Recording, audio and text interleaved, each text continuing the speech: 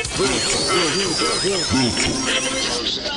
people, real lives, real talk. It's Real Talk Radio, 95.6 FM.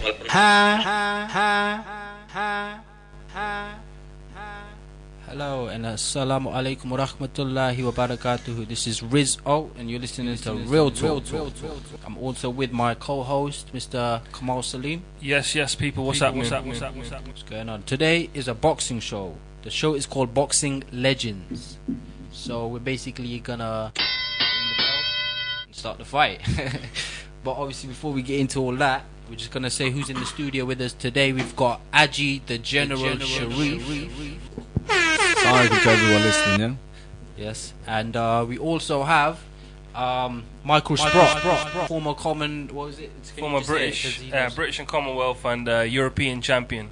We give you salam, Michael Sprott, so you can just say salam back if anything. Salam. Welcome salam. Yeah, so it's called Boxing Legends. We just want to basically talk about boxing legends that have been in the game, come and gone. You know, history of boxing. You know, because we've got boxers in now. We've got a boxing fan here. I'm a fan, but I'm not as much of a fan as just say Kamal or my brother. There's a lot of people out there that are proper into it. They love boxing. A lot of people around me. I'm not as much, but I want to know a lot more. And you know what I'm saying? I want to learn, so that's why I'm here. So obviously, we're gonna basically talk about legends like Mike Tyson and Muhammad Ali, Joe Louis, people like that. And obviously, we're gonna go into Aji's pro debut. So he's going to talk about his career, and we're going to talk about your career when you was into it as well. And obviously you've got a fight coming up, inshallah, and we're going to talk a bit about that. Okay, let's start off with Michael. Yeah, we're going to start off with Michael Sprott. Put him on the spot. Who was your role model when you grew up? Who was your favourite fighter when you know? Who got you into boxing basically? Muhammad Ali. Muhammad Ali, yeah. Yeah, he was. He's one I looked up to when I was younger. I used to watch boxing with my dad. And obviously we were looking at Muhammad Ali, and I started jumping around the ring, shadow boxing, and then from there, my dad wanted me to start boxing, but I was too young at the time. I think a lot of people, for a lot of people, it's Muhammad Ali. But what was it about him that you liked? Just his character. He wasn't just boxing. He was good outside the ring. I liked his footwork, hand speed, all the talk. He was the whole package. He was the full package, wasn't he? Mm-hmm. Yeah, and it was new at the time as well, especially. Yeah, it was. At that time, no one was doing that. No one was coming out the way he was coming out, and obviously he made a big effect. Well, for you, is he the best ever? Or? Yeah, one of the best ever. But also, obviously, I'm a big fan of Tyson. Yeah. Tyson was a tremendous fighter, and he stands out as well for me as well. Yeah, definitely. If those two ever fought, because everyone always asks, Tyson or Ali, who wins? I think Tyson in their peaks. Yeah, both in their prime. I would have to go for Iron Mike, to be honest. Are you for real? Yeah, I would too as well. I have to go for Iron Mike because I think I would as well. Yeah, obviously Joe Frazier, he was catching Ali and moving, and he wasn't as quick as Tyson. So would you compare Mike Tyson to Joe Frazier, sort of? Are they kind of similar, or stature-wise, yeah, but not. Tyson was just fast. Fast. Plus he had that explosive power. Head bopping, and no one really. You see when Tyson when he was coming up through the ranks. I mean, you fought a guy. I forgot the guy's name, but he was the guy must have threw about 20 punches, all missed, and then he threw his left hook, bang, he knocked him out. I mean, it's unbelievable. That's Tyson, isn't it? That's Tyson. Yeah. What do you reckon, Aji? Just pass the mic over just there. I want to know what Aji thinks. Look, I think I answered this question last time I was on the radio, and they asked me the same thing: Muhammad Ali or Tyson. I said in the prime, I said Tyson would, because just the pure aggression, and just being on someone's chest. Especially someone moves about like Ali, tries to keep you on the jab. But the thing was, because Mike Tyson was so fast, slipping, he'd slip in, get on your chest, and he don't never give you no space to move around or throw your jab. That's right. Yeah. Throw left hooks, right hooks, and knock you out. But do you reckon he faced the same sort of opponents that Ali faced though back then? You see what? I'm not too sure about that, but it was a different kind of thing. Even the heavyweights changed, Back in the days, the heavyweights, they were always coming in at 14 and a half, 15 stones. Okay. And then the weights changed and the styles slightly changed. Plus they went 15 rounds back then, didn't it? It was 15 rounds as well. But I do think, Tyson, he probably didn't face the toughest of the opponents. Ali did probably go through a lot of different and tougher opponents. But I think between them two, I reckon Tyson. Tyson. Yeah, definitely. Okay. Yeah. I just wanna play this little Tyson thing where he says this. I'm just gonna play it because it says it all. What I do, but you guys can't define me or define my work as a father. I'm many things, you know. I'm many things. Yeah, I'm a convicted rapist. I'm a hell raiser. I'm a father, a loving father. I'm a semi-good husband. You know what I mean? What? You know what I mean? I'm just a man out here trying to enjoy I was born poor. I ain't never had nothing, man. I don't know how to act, all right? But the real thing is, I'm just here to be me. I don't care what you think I am or who anyone thinks I am at this stage of my life. But yeah, I'm pretty much of a tyrant titan. Yeah, that's who I am. That was classic. Tyrant titan. That's Tyson being real. You know what I mean? Yeah. Because I want him to hear that, but bruv, like he just came out with a different sort of character in my eyes, from where I saw it, from the angle I saw it. Come out brutal, like just. No, it was everything, you know. It was that, you know, it was just a solid black shorts, black boots, and even like when he used to come out, it was the DMX music on. It was intimidating, you know. The first time I ever saw Tyson fight, I remember it was at Aji's house. I was a little boy, and it was Tyson, I think, against Bruno. Yeah, it must have been that, because I remember that too. And Bruno is coming to the ring. I think he must have crossed himself about 30 times. And I thought, this guy's scared, man. He's scared, you know, because he doesn't want to get in the ring with him. But he's world champion, so he's got no choice. So yeah, okay. Well, let's talk about Michael's upcoming fight, because, I mean, I've been doing my research, and I mean, I know you're on Prize Fighter this Thursday. Is it this next Thursday, isn't it? Next Thursday. Next the 14th, isn't it? That's right. Yeah. It's Prize Fighter heavyweights. Also, So James Toney. Explain briefly, quickly, what's Prize Fighter? I'll let Michael go ahead with that. Yeah. It's a 8-man tournament. Obviously, like, you know, there's quarterfinals, semis, and Where are the finals. fighters from? You got. Where all the fighters from? Like everywhere. But in this series, it's USA versus England. Oh, okay. Versus UK. So obviously we've got the main man in there, the star, like James Toney. Okay. He's 3 or 4 times world champion. Right. And there's obviously some other Americans names out there. And they've got yeah, you it's in just there. They've got you in there as well. they got me in there. Wow. And it's just like there's obviously quarterfinals, semis, and finals. You've got to win all 3 fights to win the prize, you know, which is 32,000. What's the prize?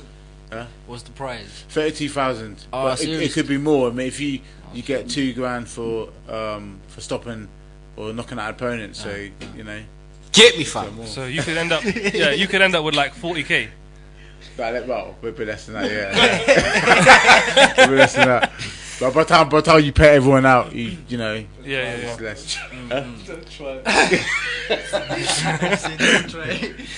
But you know what, Michael, literally, you fought almost everybody out there. There's the fight. If I just go through the list, I mean, I looked it up earlier.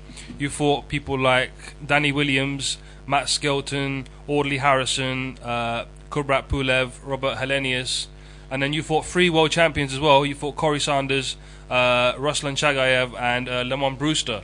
So you've been around for a long time. Yeah. You know the game. Yeah. You know, Inside out, I'd say. Yeah. But you know, I've taken some of those fights maybe when I probably didn't need to take the fights, but it was they were tough fights and they were learning fights for me. I learned a lot from fighting all them experienced guys. Yeah. Who's the best one that you've ever fought? I've probably Corey Sanders. Corey Sanders. Yeah. Okay. So probably your toughest fight, yeah? Yeah, toughest fight. What was it about him?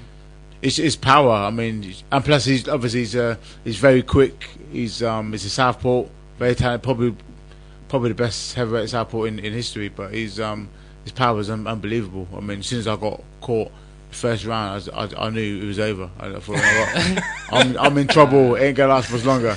You know, it's like a freak. It's a freak of a punch. You know, it's just unbelievable. And when he knocked out Vladimir Klitschko in 2 rounds, I didn't feel so bad. You know. So it was like, yeah.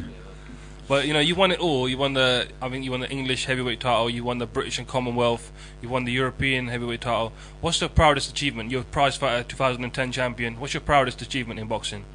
What's my what? Proudest achievement. British and Commonwealth, I would say. Yeah, British and Commonwealth was my proudest achievement. Yeah. Is that the highlighter when you knocked out Audley Harrison? Oh, when I fought Audley, it was for the European title and the English title when I knocked him out. But yeah, that was knocking out Audley was definitely one of my highs in my career. I remember that clearly. I watched it on Sky. That left hook. Exactly. it was. I was there ringside, you know. Sick. Yeah, That left hook. was great. He was asleep, man. Yeah, I mean he was out before he went down. Did you know straight away the fight's over? I didn't really know. I rushed back to the corner. Yeah, I saw the video. I You was ran stuck back. waiting, looking to see what the referee. And the referee waved off like that. I jumped for joy. I went ballistic, you know. But Yeah. I was over the moon. That's probably one of my highest grades here. What was your highest moment of your career? Probably that. Probably that one. That one? Yeah. That's it. I mean, do you remember every single fight, or was it kind of like a vague memory to you? Like you've been. I can't remember a lot of them. Yeah, Yeah. I can't remember a lot of them. Yeah. But Punch for punch. punch, Like. kind of. Yeah. Punch for punch, but yeah, can't remember some of my fights. A lot of them being points and stuff. So I wouldn't remember. It's probably like the stoppages and stuff. I would remember. Yeah. Wicked. You also sparred Vladimir Klitschko. Yeah. He's probably pound for pound one of the best fighters on the planet at the moment. How good is he? He's very good. And I've sparred with Vitaly, his older Wow. brother. But they're, Who's better out of those two? Who would win? I say Vladimir's the better boxer, and Vitaly is probably the stronger of the two. Yeah. 'Cause he's I always thought Vitaly would win if they fought. What do you think? yeah, I think Vitaly because Yeah. mind-wise he's a lot stronger. And he could take a shot better as well. Yeah. I mean, I remember when I sparred one time. I threw like as soon as the bell went. For the first time I sparred with him, he went. I backed him towards the ropes, and I threw his left hook like wham straight on his chin. Yeah. And he didn't even budge. So from there, I just thought, wow. I mean, not saying I'm the hardest puncher. No, but obviously, but you know, with Lewis, I mean, Lewis caught him with a great uppercut. Yeah, he in the stood- fight, which yeah. would knocked out a lot of men. Yeah. And he didn't even budge. I mean, Yeah. he's got an incredible chin. Yeah. I think that, he's got all the chin and Vladimir's got none of it. But All went on him, he's been stopped 3 times, didn't he? But since obviously Amanda Stewart's got hold of when Amanda Stewart had hold of him, Yeah. he changed his complete style. But yeah, they're amazing. They're complete professional athletes. What was Emmanuel Stewart like? Because I know he's passed away now, bless him. But what was he like? Did you get a chance to meet him and speak to him? Yeah, a few times. I met him at the Leonard Lewis camp. I went there one time, Leonard Lewis camp, and I met him at with the Klitschko camp. And he's a gentleman. You know, always. That's one thing. When he says something, he means it. I mean, he sent me, he's done me T-shirts and stuff. He designed it for me. He sent them back, and he was interesting guy. He's like he's like an encyclopedia of boxing. Yeah. You sit there, you fire questions at him, and he tell you everything. Yeah. You know, it's like but like he said with Thomas Hearns, when you first met Thomas Hearns, he wasn't a puncher, but you turned him into a puncher. He made him how he was. You know, Yeah. so incredible guy. You said you met him in the Lewis camp. Did you spar Lewis as well? No. Okay. No, I sparred Lewis's sparring partners. Okay. Yeah, I was only 19 at the time. All right. But, Okay. You're just coming up, yeah. Yeah, coming up, sparring with some of his sparring partners in the. That's cool. That's wicked, man. So I know that you sparred Adji as well. Yes, that's right. The general. The general.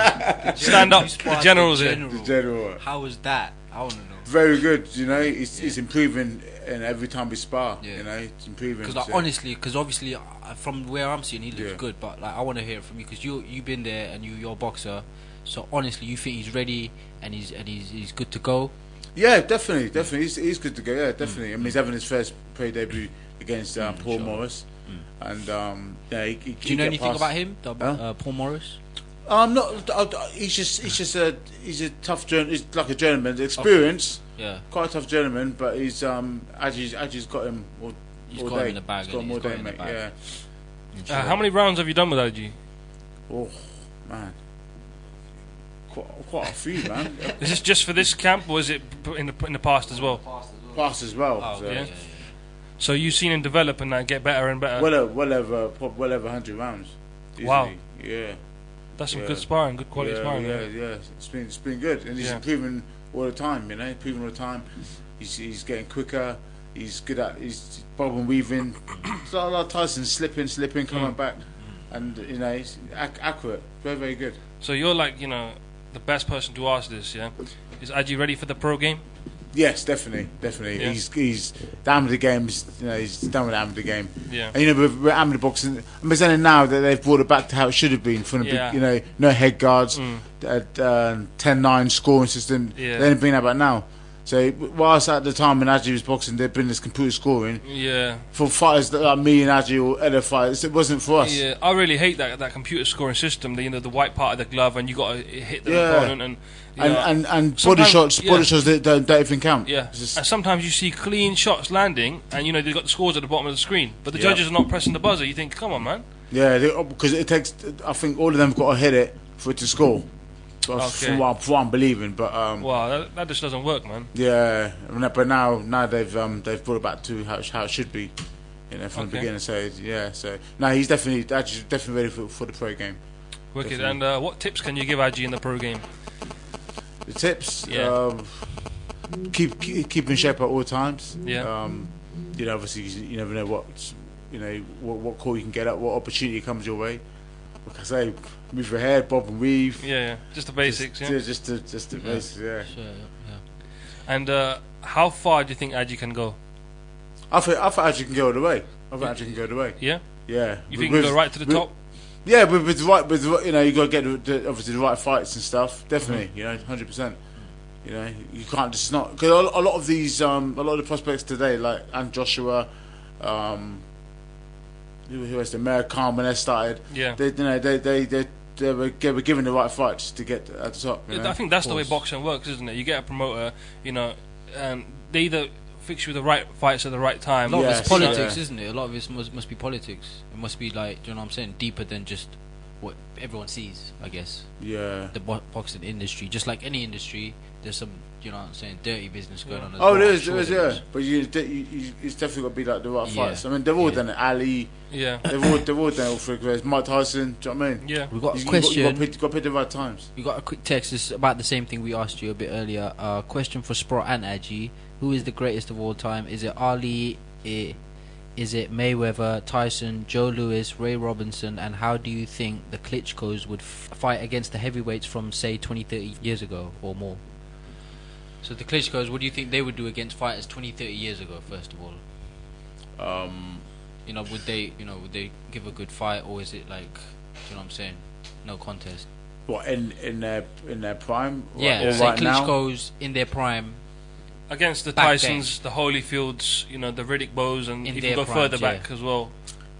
I think definitely Vitaly probably would have done well with that. If Vladimir in his early days, I think he probably might struggle slightly with them kind of guys, because obviously he's been stopped 3 times. Yeah. From obviously as when Manor Stewart came on board, he sort of changed him obviously to use his footwork more, his distance, but I think Vitaly would have done it right. The other question I think was who's the best fighter? Who's the greatest fighter ever? Yeah, you lot have said Mike Tyson. You said Mike Tyson. Yeah. Adji, what do you say, man? I'm saying Mike Tyson as well. Yeah, I'm saying Mike Tyson. Okay. Just because of the pure aggression and knockouts and stuff like that. Yeah. Mayweather, don't get twisted. Mayweather is a legend. He's going to be a legend. Personally, I think Mayweather is the best fighter ever. Yeah, Mayweather defensive and skill-wise probably, but just like something you're going to remember. Yeah. Mike Tyson. Yeah, definitely, no doubt. I mean, Mike Tyson was like our kind of generation, but the thing is, even the younger lot than us still remember him, so that must be something. Yeah, so, of course. Yeah, and his name always pops up, even from the older lot who probably talk about boxing. They'll be like, what about Mike Tyson? It'll always pop up because he put his mark down. Definitely. I have to say, my favourite fighter ever, probably top 5 the greatest fighters as well, has to be Prince Nassim Hamid. Oh yeah, Prince Nassim. Nas. Mate. I could watch him all day long. I could watch him all day long.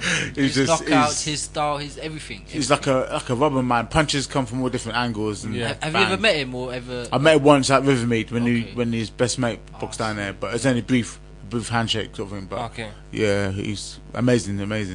Because what it is with him was the whole entrance thing. I've never seen any fighter come to the ring looking more confident than him.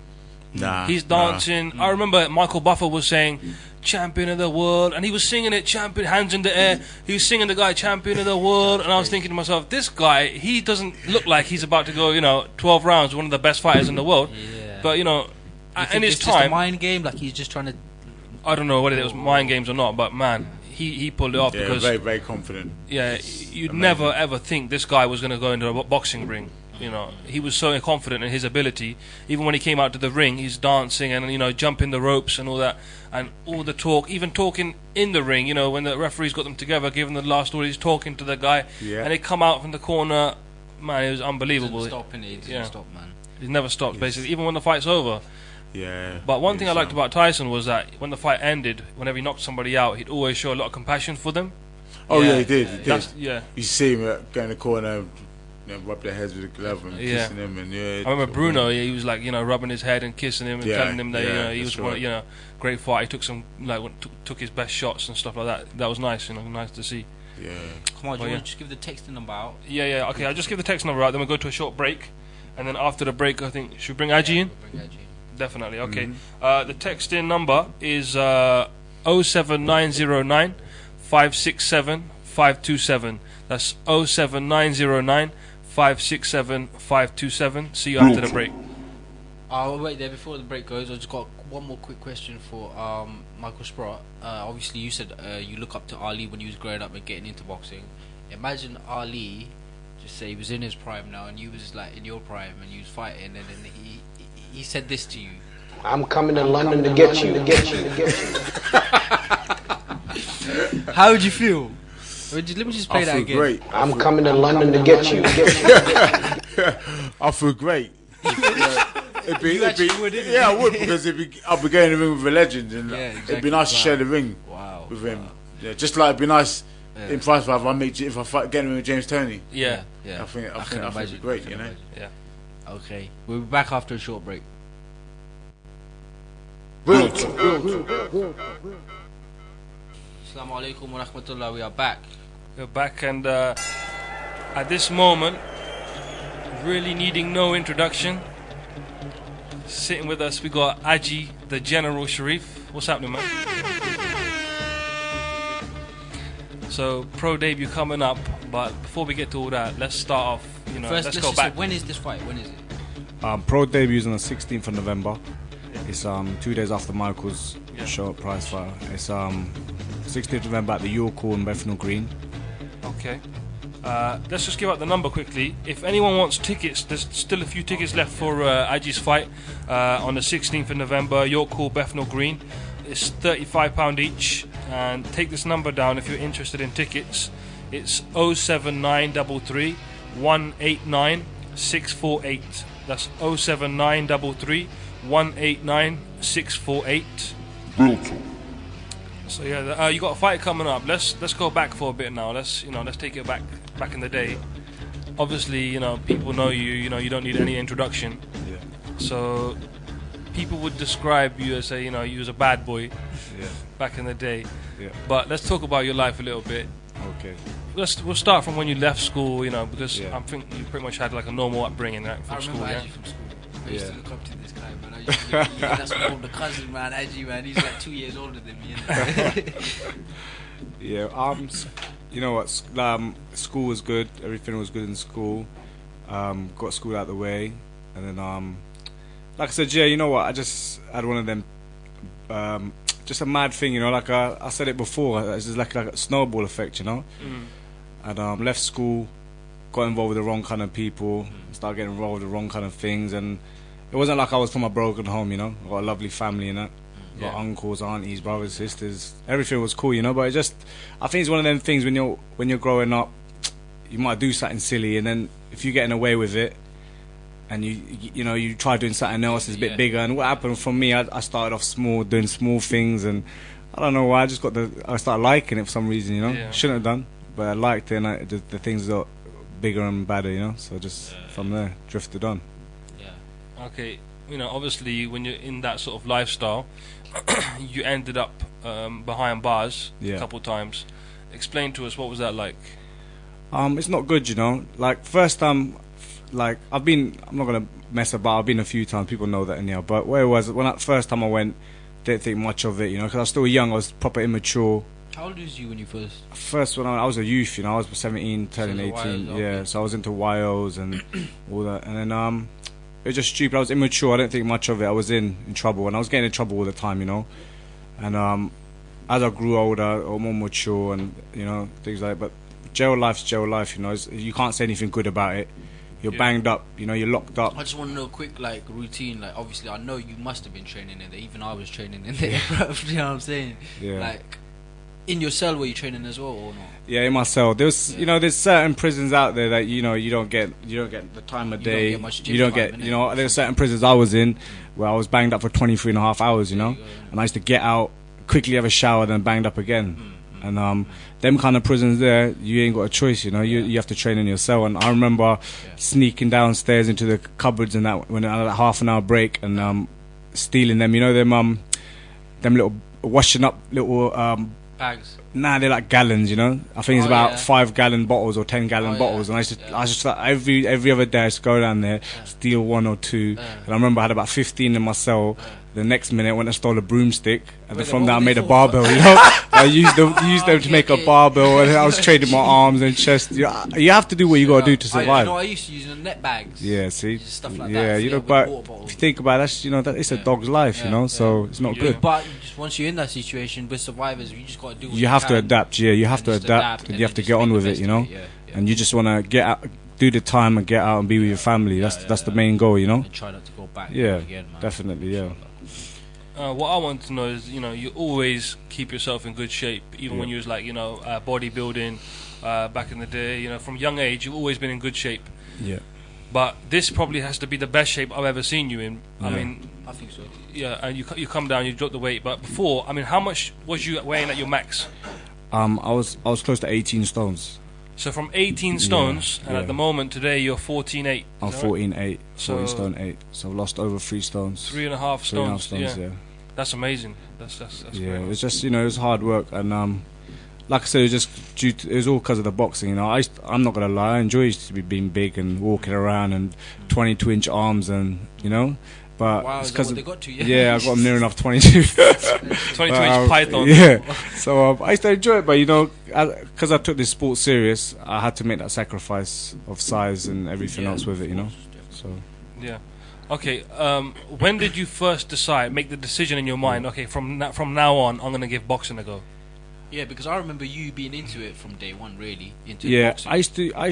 I used to, like everyone knows, I used to get into a lot of fights on the streets, and I used to be always good with my hands, you know. Yeah. And I remember Michael. I was younger. I used to go Bournemouth. I see Michael there. Michael said to me back in the day, you know, he said to me, "Come man, you just stick to boxing, stick to boxing." But those days, I never used to think nothing of it. I was trying to I was involved in a bad kind of thing, you know, bad society. So I don't think much of it. I drifted away. But yeah, I was always into it from the beginning. But I think when I made my mind up after I'd done there was a powerlifting competition that happened in Reading, a TNT gym. It was like a bench squat and deadlift. I won them competitions, and afterwards, I just said, you know what, I'm gonna give boxing a go. I've done everything weights. I'm not really. I've beaten everyone there in the weights training and powerlifting situation. So I thought, let me go into the boxing and give it a go. But when I went into it, I just wanted to go and train. But you know what? Because I liked it so much, and Tommy, who was my amateur coach at the time, he goes to me, look, you got potential. Let me put you into a couple of fights. Yeah, you get on. But then I got better and better, and then I just stuck to it. And explain to us the differences between bodybuilding and boxing. You know, the diet and stuff. You know, is it hard to keep up with the diet? And you know what? What's harder? You know what? Powerlifting, bodybuilding, any kind of sport. If you're an athlete, professional athlete, like me and Mike, you know, it's hard. It's hard work. You know, we're professional athletes. At the end of the day, I can't say this sport's tougher than that, but diet-wise and stuff. You know, you will see bodybuilders out there depleting themselves and getting cramps and going through all that pain and suffering just to get their body looking good. But boxing's a whole different kind of thing as well, you know. So boxing, you're actually competing against someone. You're getting in a ring and you're battling with someone, so you're training hard constantly, and then you're dieting as well. So yeah, I think they're both hard in its own way, but I think so what I've noticed about boxing is probably the harder kind of thing that I've done. Okay. And I remember I went to your first amateur fight. I think it was white collar in Portsmouth. Yeah. And you know, how was the build up to that? Was you nervous, or you know, because you know, you walk around like man of steel, but you know, was there nerves there? You know what? If someone says they don't be nervous before a fight, it's lying. You know, everyone has nerves, but it's just you have to control them nerves and channel them the right way. And that takes a long time, you know. It takes a lot of experience. I think I asked Michael the other last week or something about that, didn't I? And Michael said to me, boy, you know what?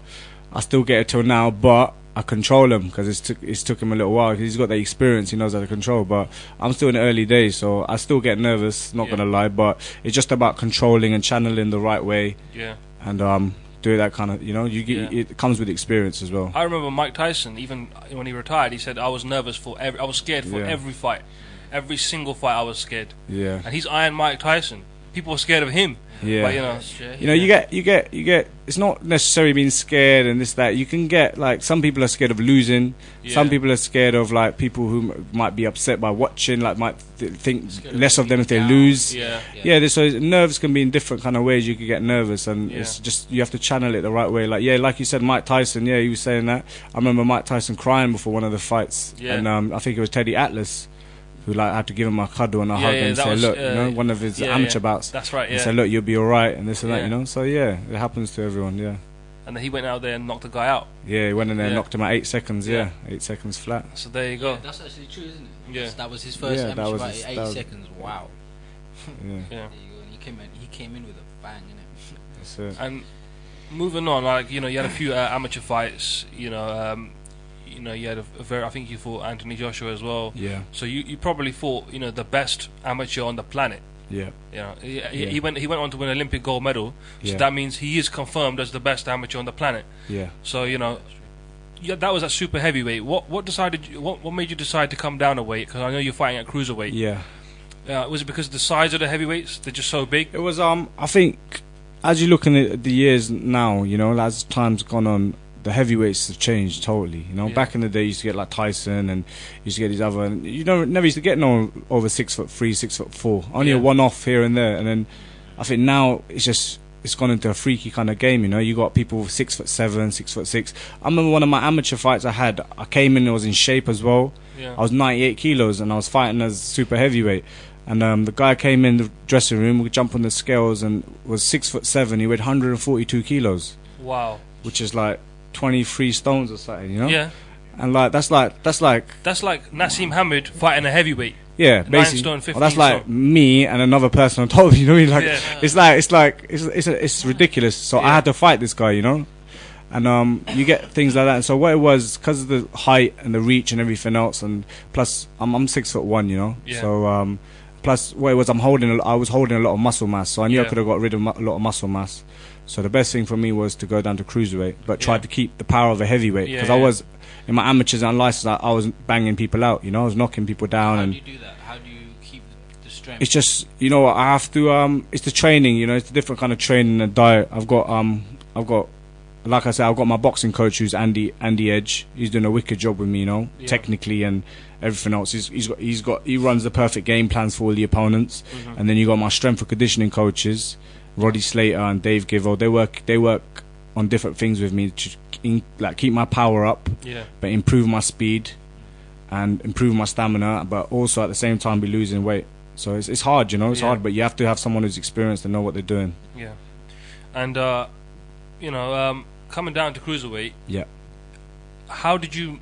Your promoter, you were Goodwin Promotions, right? Yeah. So how did that happen? How? Because you was with Tommy as an amateur. Yeah. And did they come to you and ask you, did you? What happened? I was with Tommy for my amateur days, and then as soon as I made my mind up to turn professional, first I was at Peacocks in East London. I was training there with Martin Bowers. Because of the distance, because I was staying there, I was travelling there 3-4 times a week. I had to come down here, and I got approached by a few people, and because I'd made my mind up professional, I had a few opportunities to go with a few different people, but I got chosen. And basically, I'd done a bit of research myself as well, and I chose Steve Goodwin basically, and I had a good meeting with him, and then we just took it from there. And so far, he's lived up to his word, and he's doing a good job, Steve Goodwin. So I've got no complaints, and he's doing a good job. Yeah. Are you on some sort of 5-fight deal or something, or? Nah, you just I've got a contract with him. Can't really say how long for or whatever, but it's a good contract, and all I know, he's keeping me busy. He's giving me fight dates, so hopefully I could be fighting in December and then February, March, every other month. Because my aim is, because everyone knows I'm not too young no more, my age is creeped up. How old are you, man? I've just turned 30, so I've got to do what everyone's done, but I have to do it a bit quicker. So within 18 months, I'm going to go for the British title. That's my aim. So I'm going to just speed up and do everything as quick as I can. But I feel like I'm a 20-year-old. But if you notice in the heavier weights, I mean, Michael probably knows this as well. Yeah. Most of the heavier weight guys, they turn pro later on. Yeah. Or they're still around when they're like 38, 39, 40. Yeah, so that's really, true. to get to the top, you probably only need about 3 years. Yeah, that's true. Nah, if you're a lighter weight, like a welterweight or something like, then you should like early 20s and stuff like that. But heavyweight, cruiserweights, it don't really matter. 30s, it's fine, Chisora, I think he fought for the heavyweight title in his 14th fight. Yeah. And against Vitaly Klitschko, he was just 14-0. I think he'd only been around for about 2 or 3 years. Yeah, you got people, you got different kind of things. There's a new Ukrainian fighter that's just come on the scene. Yeah. He fought someone. I think his pro debut was about 2 weeks ago. He fought some guy. Yeah. And his second fight is next month, and he's fighting for a world title. Yeah, that's the double Olympic gold. Yeah, he's had about 360 fights, and he's lost about one. Yeah, I think it's Lomachenko or something. Wow. I think he's from Ukraine. Yeah, I think is it? Yeah, he's supposed to be. Lomachenko or something like that. He's on another level. All it is, he's on another level. I see this guy box that day, and I thought, wow, he is something special. Yeah. And at the look at that, second fight, he's going for a world title. So that doesn't really matter. It matters on your talent. And what you got is like a realistic plan. It's 18 months. You want to be at the British title level. Yeah. And the cruiserweight division, it needs someone like you. Yeah. Because at the moment the division is not like what it could be. I know that Nathan Cleverly he just announced that he's going to become a cruiserweight now. He's coming up from a light heavyweight, so he's kind of like a semi big name. But the cruiserweight, it's open there for a big superstar, especially like an Asian, Pakistani as well, to come through. We got Amir Khan, but he's in the lighter weights. So I reckon, that inshallah you might be able to get a good following. Yeah. And I've had good support so far. Like I see, you're right. There hasn't been an Asian that's come like me. My kind of physique or my kind of aggressive style of fighting is different, and I'm getting a lot of support for it, and hopefully I'll get more. Yeah. And it's gonna be interesting and exciting, to see. Okay, I got a question here come up in a text. It says, if the opportunity arose, would you fight Anthony Joshua early in your career again, or would you wait till you've gained more experience? You know what? A few people have asked me this as well. Yeah. You know what? I'm gonna take. When I fought him, I've got no excuse. He is a really good fighter. Yeah, no doubt. He is like world. He's world. He's the best in the world. In my opinion, he's going to be heavyweight champion. Yeah, he will be. And that day, things went wrong for me, and that's how it is in the heavyweight game. You get caught, and I did. But I'd love to do the cruiserweight division, demolish that, try to get titles under my belt, and you know what? I'd love to go up to heavyweight, and if I have to offer him out, I'll offer him out. I'll call him out again, and this time I'll be ready, and we'll see what happens. It'd be a good little build up anyhow. A bit like David Haye. Yeah, definitely. Like there's someone who's beaten Anthony Joshua in the amateurs already. Not mention no names, and they've basically been going at it already. I heard about it. So it's a good little thing. So if I do take on the cruiserweights, and then do good, and I can cut. I've still got a power of heavyweight, so I could go up to heavyweight again. And then if I get a chance, and I'll go for him again. It's not a problem. Okay. Quickly, want to just give the number again out for tickets to Aji's fight on the 16th of November at York Hall, Bethnal Green. They're £35 each, and anybody interested in tickets, you can get them from this number. Is 079 33 189 648. So I think the texting number for the studio. If anyone's got any questions, you can text us on this number. It's 07909 567 527. So I think it's a good time to go for a quick break. Yep, quick break. We'll be back in a moment. No problem. This is the Boxing Legend Show with Aji Sharif, Aji the General Sharif, and Michael Sprott. Okay, we've been talking about, various. We talked with Michael about prize fighter and his career. We've talked about, who would win out of Tyson or Ali. We've been talking to Aji as well about, how he started out and what his ambitions are. But, your opponent's been named this Paul the Maniac Morris. Yeah. So it's the General versus the Maniac. Yeah, that's his name. Versus the General. What do you know about him? I know he's durable. He's strong, He's a strong opponent. He's durable. He's been in the ring. He's got good experience as well. Okay. He's had a good 28, 29 fights, something like that. So he's a good veteran then. So yeah, he's been on there for a good little while, and he's quite strong, So it'd be a good test for me. Yeah, I think what I noticed about this fight is that for a lot of his other fights, he only had about 3 to 4 days notice before the fights. But with this one, he's had a good 8 weeks. He's had a good 2 months. Yeah, he's had 2 months notice, and so he should be ready. He's got no excuses. Yeah. So. He should turn up. Like I'm expecting him to turn up as well to win. Obviously. Yeah, he's gonna come on his A game, you know. Yeah. And I'm not gonna underestimate anyone. So I'm gonna be fully ready as well. So. Wicked, man. And obviously you don't want to let away too much. Yeah. But what are you gonna try and do with this guy? Because I'm sure people want to know. What's he gonna be? He's probably listening, man. He's probably listening and writing down notes. Paul, this is how you're gonna get it, yeah? This is what's gonna happen to you. Well, you know what? I'm just gonna go in there and box. You know. Yeah. I'll be working. Like everyone knows, when I used to fight before, I used to just jump in and try to knock people out and brawl. I was more known as a brawler than a boxer, you know. So I've technically improved. I've been sparring with Mike, you know. That's the best sparring I could get out there, and I've improved technically. So I'm gonna take the try to box this guy up, you know. Yeah. Yeah. Plus, I know you've been working so hard as well, like with your skills and that. You want to show him off a bit as well. Yeah, of course. You know, I want to show everyone what I'm about, and get the boxing skills in there. And take it to that level, you know, just see how good I am myself. How many fights do you want to have this year? I mean, sorry, obviously November now, but in the next 12 months. You know what? I've told my promoter and manager that I'm ready to fight every month, you know. Yeah. So it's whatever he can. Yeah, I'll fight every month until the season's over, because I'm in good shape and and I always stay in shape. So if I fight November, I think he said December, February, March, April. So I said I'm ready when he's got a fight come up, ready, you know. If I get an opportunity before that for a bigger and I know I'm ready, I'll go for it, you know. So I think the important thing is just to stay in shape. Yeah, that's what it is, you know. When they call you, you can say, I'm in shape, I'm ready. Let's go. Of course, you just have to stay in shape. It's that kind of sport as well. You have to stay in shape all the way through. And let's talk about ticket sales and stuff like that. Because obviously you're doing really well with that. Yeah, I heard that. You're doing well. I want to thank everyone. You know, I've had a lot of support, and a lot of tickets have gone. You know, I think a good couple hundred people are coming down, and hopefully get more people. You know, and it's my first fight, and I'll try to get more people down there. At the end of the day, I'm fighting. I'm not like I'm just not average Joe. You know, I didn't go to no grammar schools, and I didn't do none of that. I am from the streets. You know, and I everyone knows me and what I'm about. And I've changed ways, and I've gone into the boxing scene now, so it's good that everyone's showing me support, and I've tried to put Reading on the map, take it all the way.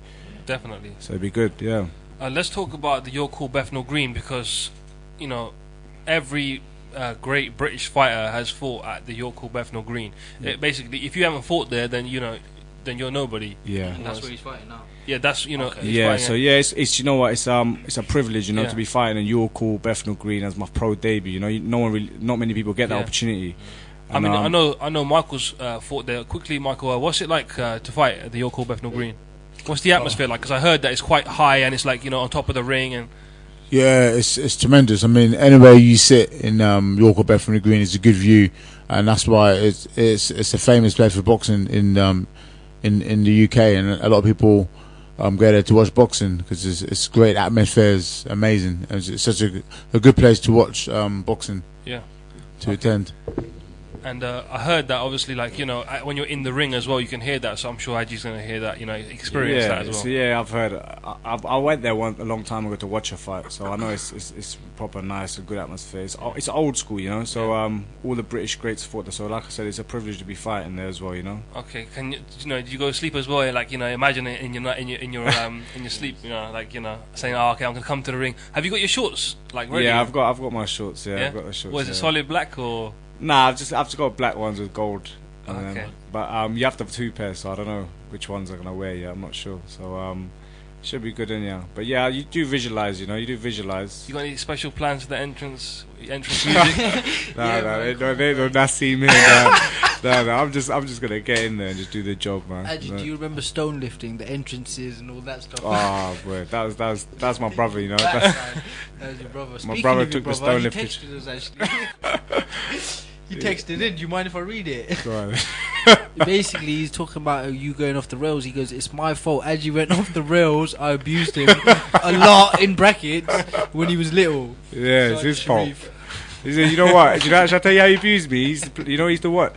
When I was probably about 6 or 7, he used to make me watch Predator, Certificate 18, Rambo, First Blood. I think he messed me up. Honestly, I remember you being into them films, and that's how I got into Yeah, you know what? I think he is right. You know, the funny thing, I remember, he is right. Obviously, like when you're young, we used to go to Quran classes, but after Quran class, there was this Urdu class, in Grange Avenue, and they gave me this book.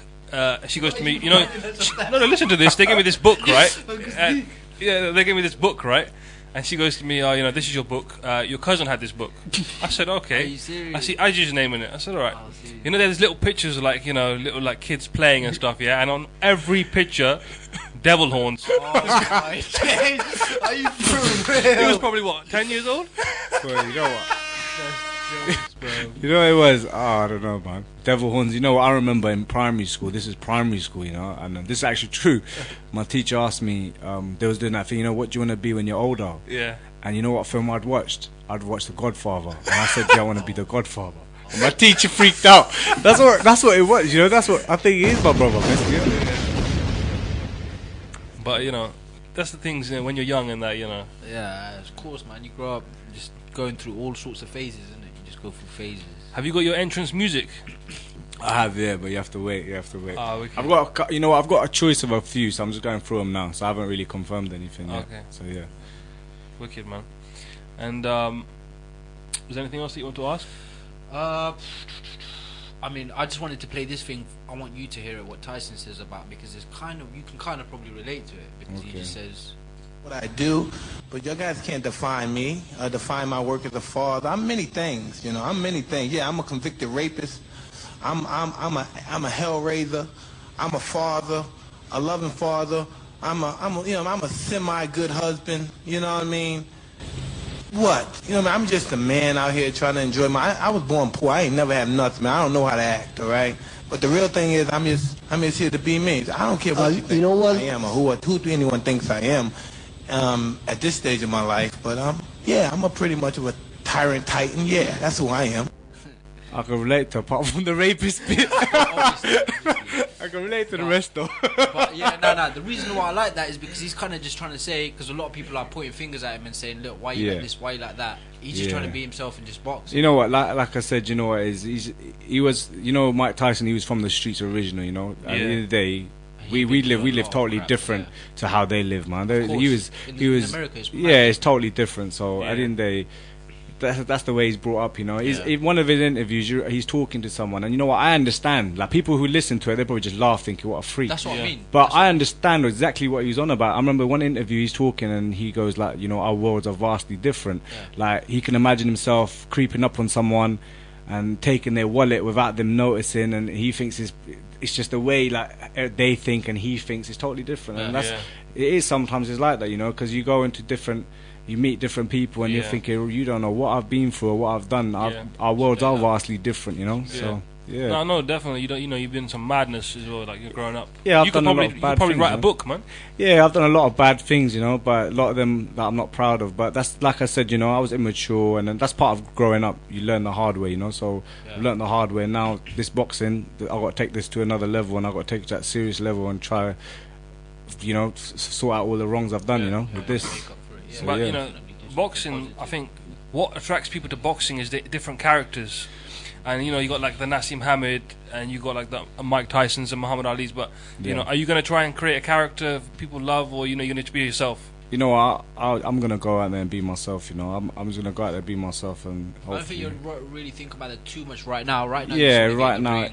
I'm not gonna lie. Boxing is a business as well, Yeah, so you a lot of these fighters they put on a front as well, just to sell tickets and thingy. But it should be right though. Anybody who knows boxing, they know that a lot of it is like to sell the fight. Yeah, of course. You get paid as well. A lot of these people, a lot of these boxers that carry on like, oh, I'm this, I'm bad, I've done. So half of them, they ain't never been in trouble. They probably went grammar school, come out, and they went to university, and then went to boxing. Yeah. But people who've been there, done that sort of thing, they can relate to me as well. So it's a bit different. But like I said, I'm not gonna promote the bad side or anything. I'm just gonna go out there, be myself, and then hopefully, like I said, I've had wicked support so far. So hopefully it will grow. Yeah.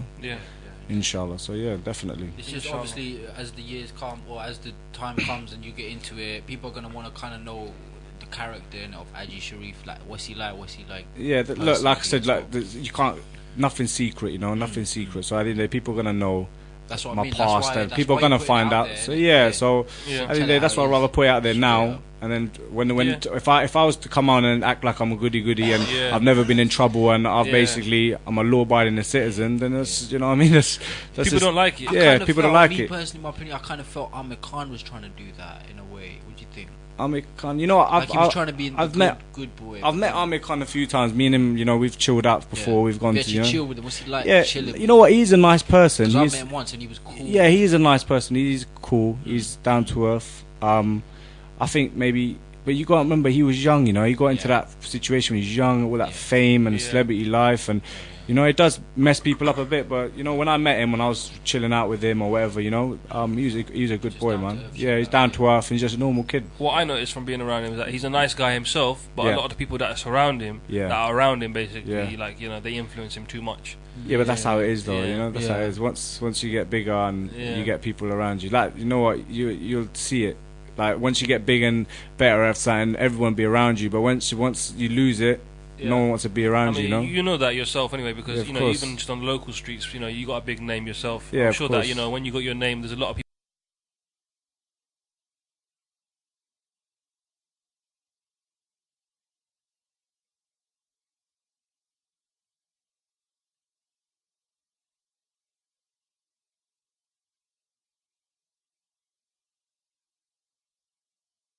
Just jumped around you. Listen, when I was out there and I was knocking people out on the streets and I was causing trouble, everyone wanted to talk about it, you know. Yeah. But when I wanted to help an old lady cross the road, no one wants to talk about it. So that's, you know what I mean. I didn't see that. So That that's you the- had that's- lady that's- cross But the that's what I'm road. saying. But that's what I'm trying to say. That's Like how when it you do is. something bad and this, and everyone's gonna talk about it and talk this. And when I was inside behind them cell doors, no one was writing me letters and no one was sending me money. Do you know what I mean? Yeah. Only your family and your closest people are there for you. You know. That's So real talk, man. That's how it is. Yeah, straight Nah, up. real talk, man. But I know that Amir Khan, people talking about him fighting Mayweather or you know, Yeah. some madness like that. I think it's gonna happen because it's business. You know, it's business. I think it will happen, but I don't think it's gonna happen in America. I reckon they're trying to sort it out here because he doesn't. Is that not big ticket sale in America? Especially Amir Yeah, Khan, he doesn't because sell Amir many Khan. tickets. And if Amir Khan does fight Mayweather in America, he's not going to sell many because no one really rates Amir Khan At the moment. At the moment, because Yeah. they're saying he doesn't deserve a shot at Mayweather, which is He probably doesn't. true. Yeah, which Yeah. is probably true. But if he was to fight here, you know, everyone's going to come because everyone want to watch Mayweather fight. You know, Mayweather, so yeah, exactly. I reckon it will happen. But I reckon if it does happen, it's going to happen here in the UK. Yeah. Okay. And who wins it? Do you know what? I honestly think, you know, you know what, styles make fights. This is one thing people don't really understand as well. Yeah. You know, you can't say Mayweather's gonna destroy him, and this, you don't know. You know, styles make fights. So he might, because the speed. He's never really fought. The last person he fought with real speed was Zab Judah. Yeah, and he yeah, struggled yeah. against him, Mayweather. So if he fights Amir Khan and the speed, they might struggle. But at the end of the day, you got to realize that Amir Khan's a bit, he's a bit chinny as well. So Yeah. if He's Mayweather got catches a him, he bad might put him chin. to sleep. And the thing is, Mayweather, even though he doesn't hit hard, Hit hard enough. but he can hit hard enough to knock Yeah. him out. So Yeah, it's a bit of an iffy one, you know. But Mayweather, yeah, definitely he'd beat him in it. But it'd be a good fight, and yeah, I reckon to watch. Is there any other big fights that you want to see? I mean, there was always people always talking about the Pacquiao and Mayweather one, Yeah. but that's probably not happening, isn't it? I think, yeah, that happened. But you know Pacquiao's what? gone a bit. No one's really talking about him now. Yeah, man. it's after he got knocked out by Marquez, no one really wants to know. People And talking Bradley about beat him as well. Mayweather having about 3 or 4 fights left. But personally, I think that if he's gonna have 4 fights, I reckon it's gonna be Timothy Bradley. I reckon it's gonna be Danny Garcia, Yeah. Amir Khan, and Manny Pacquiao. I think those 4 fights are on his hit list before he retires. I think he will have just 4 more fights. Then I think he'll be on 50. I think if he has 4 more. Yeah. I think, and I think that's breaking Rocky Marciano's record.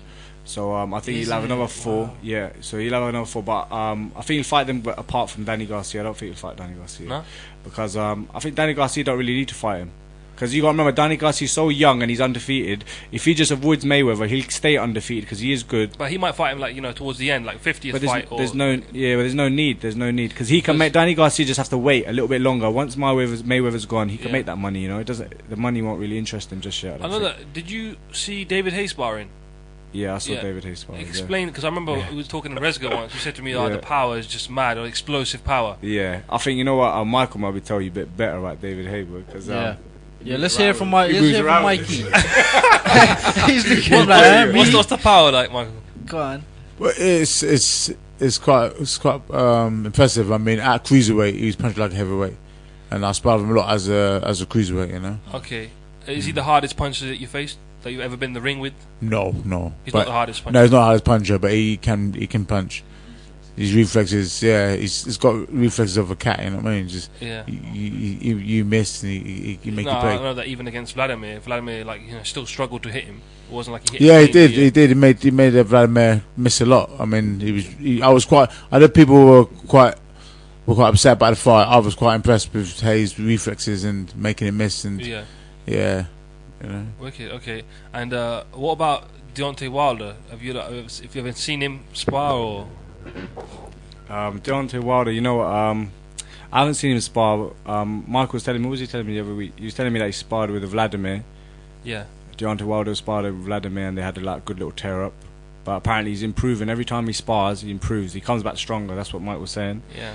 And I see the sparring with because basically I was supposed to go up to David Hayes' camp to go spar with another cruiserweight, Dion Juma. Okay. And that day I think Michael went. I didn't go down there because Dion Juma didn't show up. So Michael had to go down there. And he had to go. He was supposed to move around with David Hayes, but he didn't. Okay. David Haywood that was there, and Wilder came a little bit later. And then I was watching it. I saw a clip on YouTube where David Hayes rocks him a bit, you know. Okay. So I was watching that, but I don't know. There's two sides to the story. In the big weights and the heavyweights, it's like literally, man. Yeah. Anybody who gets hit with a good shot, that's it. Yeah, that's heavyweights for you, know. Yeah. If you get caught at the right time and you go down, right? That's what it takes, isn't it? Muhammad Ali's been down, Mike Tyson's been down. Yeah. That's the heavyweight. It's just so much weight and power behind it. If it connects the right way and the right time and the timing's right, then you're gonna go down. That's it. And like I said, down to one, David Hayes. I don't know. I think there's two sides of the story. I think David Hayes rocked him, but some other people are saying that afterwards, down to Wilder rocked him, but they're not showing that bit. So I don't know. Okay, there's a couple of big fights coming up on British TV. I want to ask your opinions, both of you. Who's gonna win? Okay. Sprott or Groves? Sprott or Groves? I think Groves. Oh, funny feeling about Groves. What does Michael think?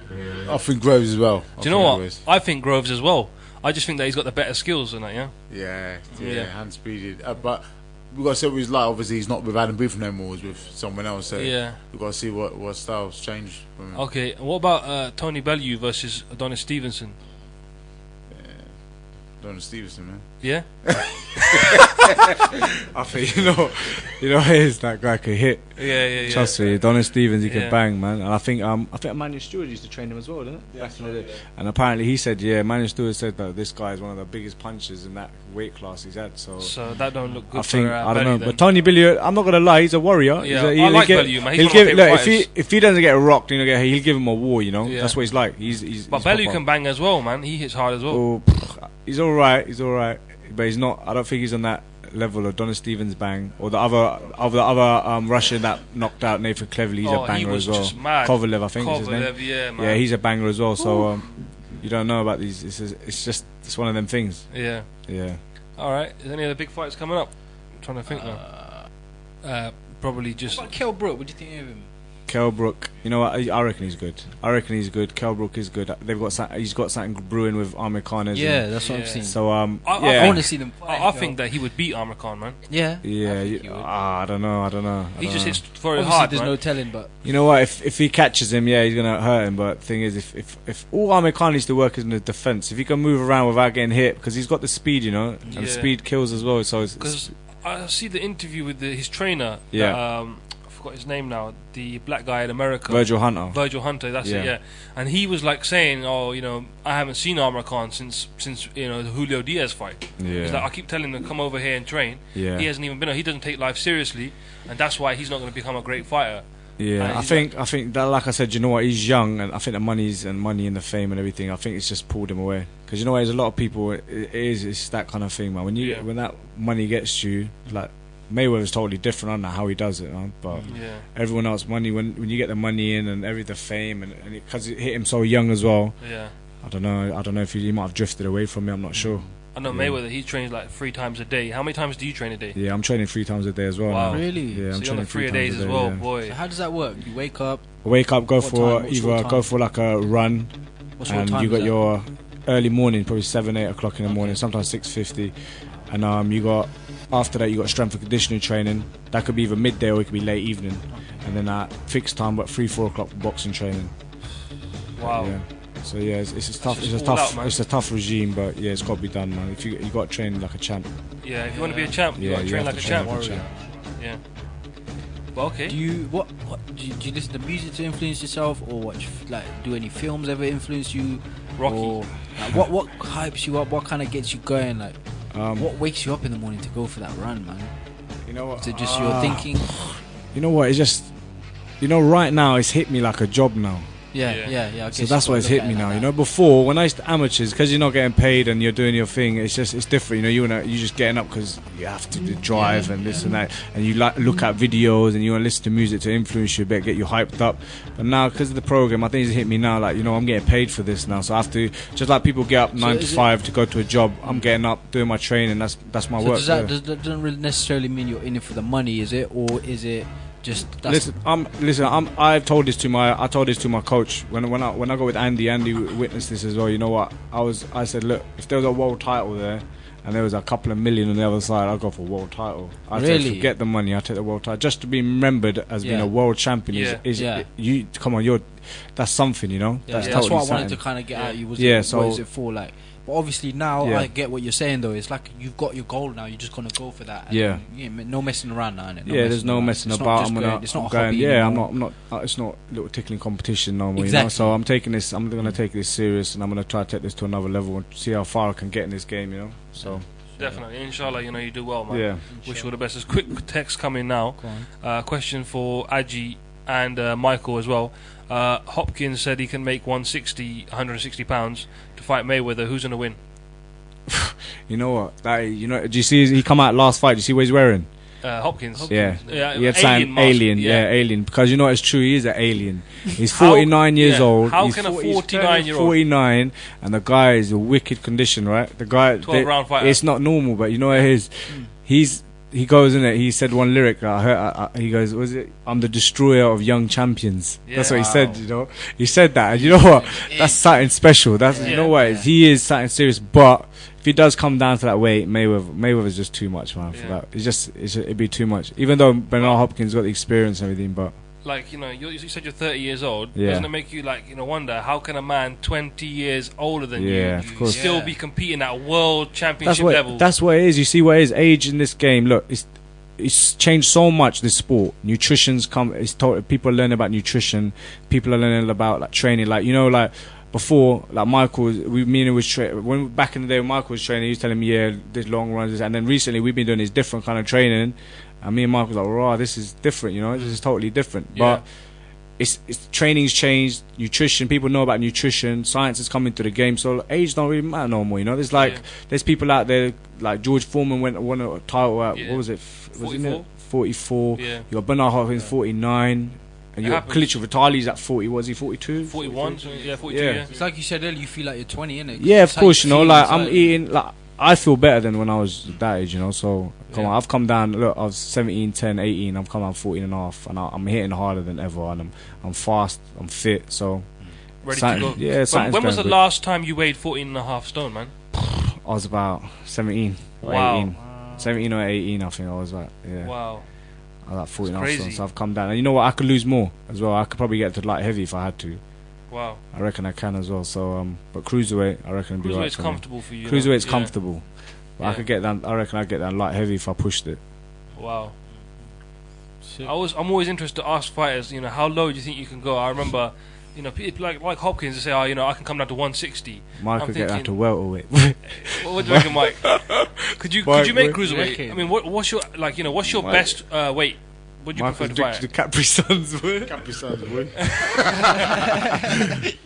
my best weight, Yeah, probably 16 stone 8, 16:10. 16.8, 16. Yeah, or 17, below 17. Below 17. Yeah. What are you weighing at the moment, man? Probably about 17.6 Okay. or so, yeah. Prize fight is coming up. It's obviously a 4-round competition, Mm. but it's still about a week away. What do you think you're gonna make for the What do you think you're gonna weigh in at? Well, I don't know, probably 17.5. Yeah. If possible, yeah. Yeah. Good stuff, man. Okay. I mean, I wanted to just mention, what about, like, we were talking about boxers from back in the day. Obviously, we got Ali.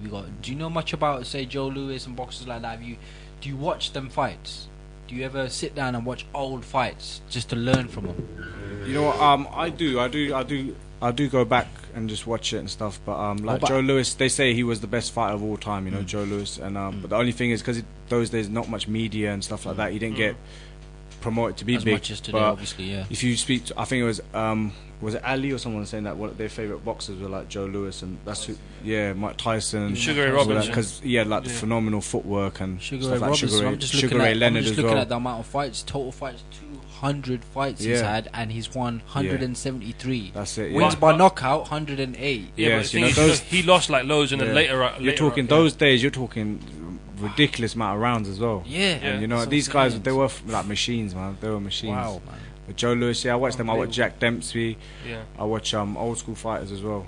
And I go back. But what I tried to do, I tried to watch people who fight similar styles to me, just so I can just learn new things and that. I tried doing that a lot. Name a couple of boxers. You know what? I try to say I've got my own kind of style, you know. But everyone who spars me or watches me fight, they will say, "Oh, Mike Tyson" or something like that. So I've seen you fight, and I think that you got a little bit of Tyson in there, because one thing Tyson, that if he ever got hit, he'd come back with 3 or 4 big shots, you know, and you do the same. So like, you know, if someone does get the jab on you, or you know, like the right hand comes in, they know that this guy is going to come back with something straight away. Yeah.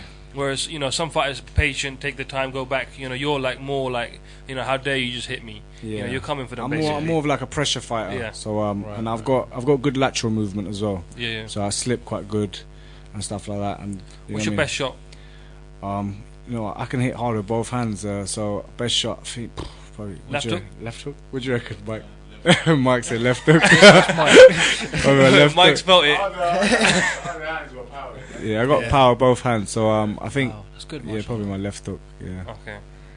But so so it's got, you know, it's just training makes better, you know. So I'm just gonna improve and get better and better at it. So yeah, definitely just stick to it, man. Definitely. And wish you guys all the best. I want to just give out the ticket number one more time. Then give that out again. If you want tickets to IG's fight on the 16th of November, York Hall, Bethnal Green, they're £35 each. It's going to be a great atmosphere, electric atmosphere. So it's 07933 189 648. That's 07933 189 648. Okay. Unfortunately, we have run out of time. So I just want to quickly say congratulations to Sadoun. He's just had a baby girl. So congratulations to him, mashallah. And shout outs to everyone listening. If everyone just wants to give this alarm, just say goodbyes. Yeah. And so say thank you coming to Michael. Thank you to Michael. Best of luck on Thursday. No problem, man. Thanks for inviting me here. No problem. And, thanks for coming, man. IG, the General. Sharif. Yeah, no, it was nice being here. Thanks, and I want to just say thank you to all the support that I'm getting from everyone, especially all at Reading lot. You know, so hopefully I won't let you guys down. Bang it out. Yeah, man. It'll be good. It'll be good. Inshallah, it'll be good. Inshallah. And say, I think Junaid, he should be sleeping, boy, but he's probably with Junaid and Sophia as well. Say hello to them. Okay. All right. Inshallah. Cool. Nice one, man. So okay, thanks for listeners, and Assalamu alaikum, and don't forget, same time next week, inshallah, Real Talk 95.6 FM every Thursdays from 9 o'clock. Assalamu alaikum.